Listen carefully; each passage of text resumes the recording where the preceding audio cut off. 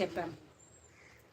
రమ్య గారు పంపించంటే మాకు మాకు మేముగా మీకు లైవ్‌లోకి రాలేదు.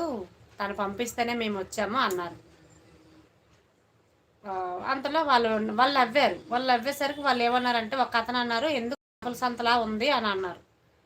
నేనన్నా, "ఎందుకండి అలా అంటారు చేపల సంతలాగా? మీరు అనే మాట మాకు చాలా బాధ అనిపిచ్చింది. రమ్య పంపించింది. రమ్య పంపించినప్పుడు మాతో మాట్లాడాలి కదండీ! ఒక మెసేజ్ గూడా హాయ్ అండి పోనీ ఎలా ఉన్నారు?"